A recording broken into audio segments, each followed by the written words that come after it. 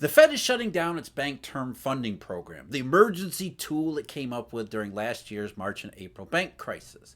But this isn't just about closing the BTFP. Clearly, the Fed is pumping up the discount window to be the successor or replacement for the BTFP. Now, this isn't just about moving banks from one Fed program to another. There are deeper issues here, including those relating to lender of last resort functions. Why can't the Fed seem to zero in on them when those should be its first and primary task to begin with? To begin answering those questions, let's start with where we are right now, the bank term funding program as it exists today. Well, the Fed just came out with an announcement that said they're going to change how they view the BTFP and how they handle the BTFP from here on until March 11th. And on March 11th, they're going to stop taking new loans to begin with. The problem, or at least the immediate problem as it relates to the BTFP, is that it has become a sort of free money machine for banks to take advantage of some weaknesses in the design when it came out as a tool last year. What happens is the Federal Reserve charges an interest rate to borrow funds from it. The issue is, though, that interest rate has fallen over the last several months, making it profitable to arbitrage the Fed. Basically, because the Fed charges OIS plus 10 basis points, which is roughly around 490 right now. So 480 is the 12-month OIS plus the 10 basis point surcharge. You get about 490. So if you're a depository bank, you can borrow from the Fed at 4.9%, and then the reserves that you get from the Fed, just leave them on account with the Federal Reserve. And you'll get IOR or IORB, this interest on reserves that the Fed pays you. Right now, that's currently 5.4%. So you're borrowing from the Fed at 4.9 and leaving those funds with the Fed to get paid 5.4. So it's about 50 basis points roughly in free money profit. And of course, lots have been made about this over the last couple of months as OIS rates have gone down, which is really the point here, but that's not the topic of our video here. Basically, the Fed doesn't like the negative press that it's been getting. So what it says is we're going to close that loophole. From here on until March 11th, we're going to charge you the same rate we pay on reserves, which means there's no free money anymore. And then on March 11th, we're going to stop taking new loans to the BTFP. But that raises an issue here. How much of the BTFP's current balance is about this free money arbitrage, and how much might be actual legitimate banks struggling to find funding in the marketplace? That's, I think, is what the Federal Reserve is really worried about. And that's something the Fed has been trying to deal with clearly in pumping up what they call primary credit, or what used to be known as the discount window, as a means to replace this. Because if there are a few banks, if there are a lot of banks that have actually been using the BTFP, and there's every reason to believe this, then they're going to need someplace else to go should something happen in the future. Or when the BTFP winds down over time, as those loans from last year start to roll off the Fed's balance sheet, they're not going to replace them with the BTFP. Where are these banks going to go? And if you're the Federal Reserve and you think this might be an issue, you need to have something in place before you just shut down this one window. But it's not really about primary credit, nor is it really about the BTFP. It's about why we keep having the Fed have to rejigger its tools time and time and time again.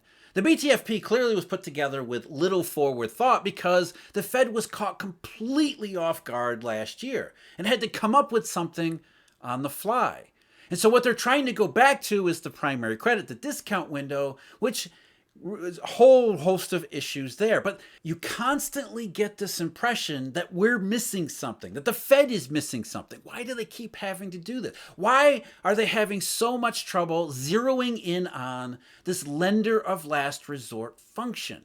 Because as we're taught in school and reinforced in the financial media, the Fed is supposed to be the lender of last resort. That's what it's supposed to be good at. And yet we keep finding out that's the one thing it really can't do all that well at all. It can't do many things well, but this more than anything. They have to keep inventing new tools. And part of the issue is about this lender of last resort function. And it has to do with the difference between a financial crisis and a monetary crisis. This is something that keeps coming up all the time too, whether we realize it or not. The Fed has been able to get away with calling these things financial crises, including the global financial crisis in 2008, which was a global not financial crisis. It was a monetary crisis. And the difference is everything. And that difference is exactly what we're talking about here. A financial crisis is after people do stupid things, because people will always do stupid things in the financial realm. They create a bunch of stupid assets that are valued wrongly, valued incorrectly, that leads to a situation once everybody realizes everybody was being stupid, somebody's going to have to take some economic losses because we have to revalue piece of crap assets to what they're actually worth. And so there's going to be some financial pain and some economic pain during that revaluation process. That's bad enough, and that's something like the S&L crisis or the dot-com bubble, maybe even the crypto bubble of the last couple of years, but it doesn't lead to the type of situation where we have banks failing, or it doesn't lead to the spillover where banks failing cause something like 2008. We're missing something. And that missing piece is a monetary crisis, which is distinct and different from a financial crisis. It may come from the same place where we have a bunch of stupid assets and people doing stupid things, but in this case, when people have to start selling these assets in order for them to be repriced, the markets for those assets simply disappear. In fact, the markets for all assets and money in circulation completely dries up, so that when we start to try to discover any prices, it causes further problems. And those further problems mean even good institutions have to sell their good assets and find no markets for them, and everything ends up being repriced because there isn't enough liquidity in the system. And by liquidity, what do we mean by that? We mean some form of asset that is useful as a settlement instrument. That's a whole different video there. But essentially, a monetary crisis is where you can't even sell good assets and everybody can't liquefy their balance sheet, so everybody has to sell something somewhere, and everything spirals out of control. Now, it doesn't necessarily have to spiral out of control in 1929 style or in 2008 style in order for it to be a huge issue. In fact, this is something that central bankers have been trying to deal with and been talking about for a very long time, since 2008. They realized there's something they're missing something. What they had hoped is that the QE regime would calm everything back down, and that would lead to everything going back to the way it was before 2007. Well, that didn't actually work. Remember, Janet Yellen back in 2017, this was June 2017 in London, she was asked about this topic, and she said, would I say there will never, ever be another financial crisis? Well, it's not financial. Probably that would be going too far, but I do think we're safer, and I hope that it will not be in our lifetimes, and I don't believe it will be. But as we've seen over the last couple of years, it has happened again. And it has happened in several cases where maybe not everyone recognized it, like 2011 and 2012. That wasn't a European sovereign debt crisis. That was another monetary crisis where markets became illiquid. The system itself became illiquid, deflationary money, the interruption of free flowing credit throughout the global system. Just a couple days ago, when asked about this whole stuff about the primary credit becoming the successor to the BTFP, a woman by the name of Susan McLaughlin, who was a 30-year veteran of the New York Federal Reserve, who happened to oversee the discount window during the financial crisis of 2008, she had this to say about the primary credit discount window issue. There's been 3 stress episodes in the past 15 years, been more than that, but 3 that have been recognized, and we need to be taking a closer look at our lender of last resort tool set. And here we are again. Why in the hell does the Fed in 2024 need to be taking another look at its lender of last resort tool set? This is the question you need to keep in the back of your mind in all of these things. Why are they continuing to go through this? The obvious answer is they're struggling. They can't get it right. They can't zero in on being an effective lender of last resort. We saw that last year. We saw that in March 2020. We saw it in 2011, 2012. We saw it in 2008. We saw it in September 2019 and various places along the way. Sometimes the consequences are incredibly dire and obvious. Sometimes they're not so much. But that doesn't mean that they aren't there and they haven't happened. And the Fed knows that some of these things have happened. They realize it. On December 1st, Federal Reserve Vice Chairman Barr gave a speech where he talked about primary credit, bringing that back to the forefront. Here's how we started out.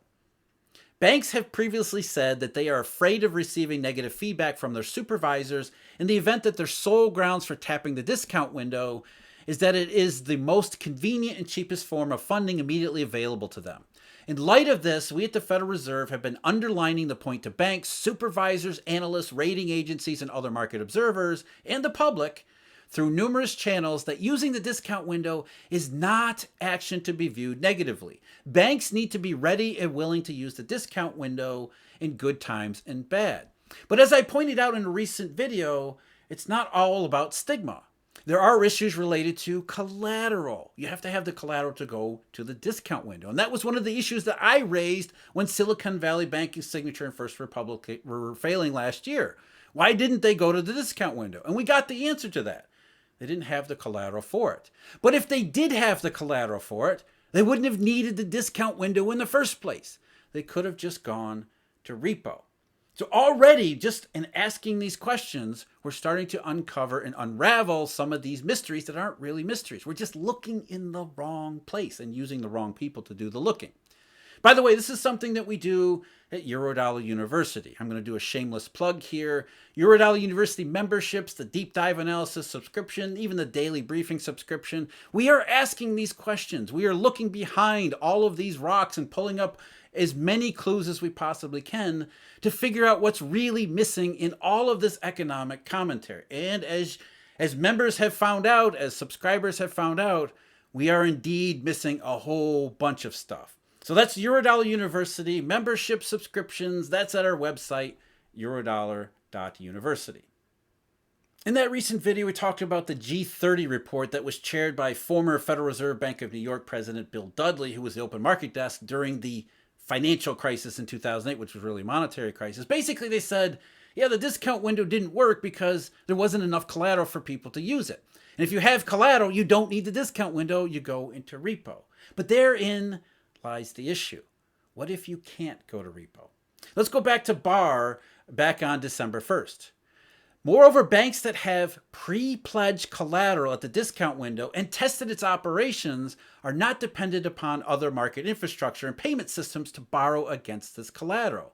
These features mean that the discount window preparedness provides additional diversification benefits that can meaningfully enhance effective liquidity risk management. What is he talking about here? Basically, he's trying to tell you there is no downside to pre-posting collateral to the Federal Reserve, which is, again, something that came up in that G30 report. What they're saying is we need people to have collateral in order to use the discount window, so we're trying to make the collateral issue less of one in order to effectively mobilize it. The discount window's there, just need the collateral to do it. But again, they don't ask the next question. Although Barr did get into it, which was, let's continue with Barr here.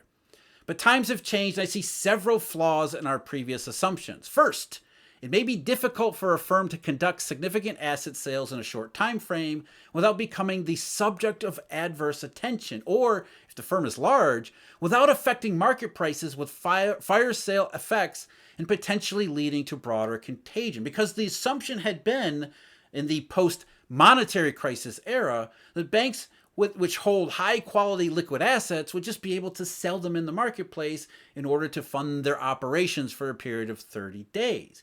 And what he's saying is that maybe that's not a good solution either, because that can lead to further knock-on consequences. Again, the difference between financial crisis and monetary crisis. Continuing with Barr here, because we're getting to the point. Second, the March 2023 stress, underlined the possibility that private repo markets may not be a viable financing channel for banks that need to rapidly ramp up access, especially for banks that may not regularly transact in these markets, even if such repo markets can be a viable source of liquidity for banks that regularly tap such markets and have more gradual funding stresses. Sharp shifts in calls on private repo market capacity, particularly by firms experiencing stress, may not be easily met. Now we're getting somewhere, though it's not clear that Barr actually got there with us. Essentially, If the repo market is working, then if you've got the collateral, you're a viable institution, you've got the repo market. If you're an individual bank that finds itself under stress, you have a lender of last resort in the repo market. However, there are times, and there have been repeated times, when the repo market and other wholesale markets, not forget, this is not just about repo. We also think about FX too. This is a global thing, not just about US banks.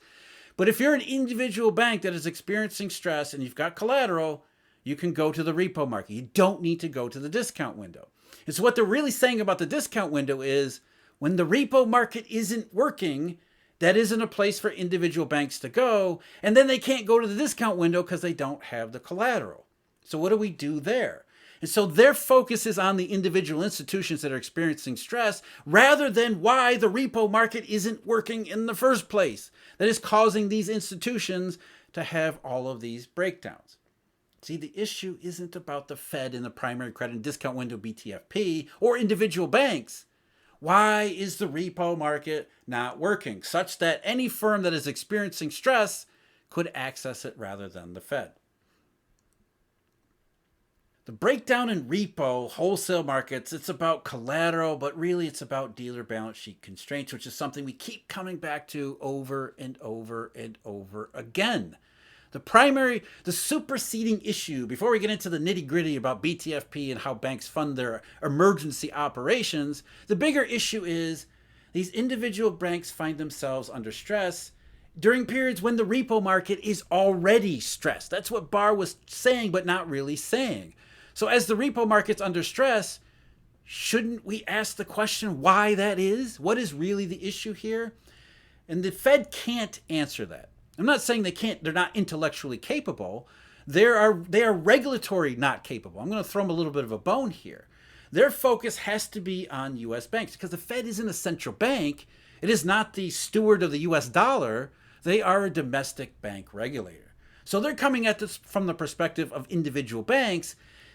And there's also the issue of how this wholesale marketplace, repo, FX, and all these dealer capabilities take place outside the United States, which the Fed is not supposed to pay any attention to. Its power, its authority, its everything ends at the US border. So if we have a global repo problem, it's understandable the Fed would focus on just the US bank consequences of something like that. And that's really what they're trying to do here.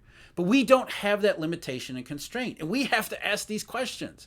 We're more interested in why the repo market would be broken to begin with, such that individual banks that are feeling stressed can't use the repo market, which there's all sorts of questions about the effectiveness of the discount window in that situation anyway, which is what we came into with March and April last year. They didn't have the collateral. Silicon Valley Bank didn't have the collateral to begin with, and they couldn't get any, so they couldn't use the discount window to begin with, which just gets us back into this whole issue about pre-positioning collateral. And we keep spinning our wheels over and over again, and all of this trying to slap Band-Aids on what is a bigger problem. We're ignoring the bigger issue, which is why do we have the repo market and wholesale funding breakdowns to begin with? But again, that's outside the scope of the Fed's authority. And so that's where we keep getting stuck. The Fed keeps having to rejigger its various tools because it can't actually tackle the big problem. And the big problem remains a big problem because the Fed can't actually tackle it. In fact, the Fed won't even admit that's the problem. Because once you realize the Eurodollar system, that's the real issue here, you start asking questions about the Fed and what it's actually doing. But as we keep going through these over and over again, the Fed having to change its tools, revise its tools, come back to old tools that didn't work the first time and maybe see if they can be more effective, they can't zero in on their lender of last resort activities. They can't get it right because they can't do money. They don't do the monetary system. The monetary system is outside the scope of the Federal Reserve. And that's a huge shock to most people. But that's what the main takeaway from all of this stuff should be. Always ask yourself, why do they have to continue to change these tools? And that is the answer. Or at least that is where the questions should really start. If these banks are having problems because they can't tap repo on an emergency basis, what is it about repo? What is going on there? What are the systemic monetary issues that keep leading to these repeated monetary crises where lender of last resort doesn't happen anyway. And this is why we pay so much attention to all of these esoteric statistics, the stuff you don't see in the mainstream, because we're trying to get a sense of what is happening in these wholesale markets. What is going on in the black hole of the Eurodollar system? Because if it does break down, we sure as hell aren't going to be able to depend upon the Fed. It's going to have to invent some other new tool on the fly just to try to contain the damage. That's what the Fed actually is. It's not a central bank. It's a janitor. They keep trying to clean up and realizing their cleanup could be a little bit better. That's what this is all really about. When for us, the issue is the bigger picture, the black hole. As far as 2024 is concerned, is there something for us to be concerned about? Well, that's what the markets are saying. It's not DEFCON 1, everything's going to fall apart tomorrow, but there are noises, there are indications, there are signals that more than suggest, very strongly suggest, that there's more going on here than just the BTFP free money free-for-all. There are stresses and strains evident already that could potentially become another one of those we would rather not experience. We would rather not the Fed test out its latest incarnation of lender of last resort activities and functions that we know are not going to be up to snuff. There are signs that say we should be paying attention to this, and we have to wonder if the Fed sees those same signs and they're doing the same thing. If you want to see the video I did on the G30 report about pre-positioning collateral and the Bank Policy Institute's response to it, this insane idea, that's the video I've got linked below. As always, I thank you very much for joining me. Huge thank you if you are a Eurodollar University member or a research subscriber. And until next time, take care.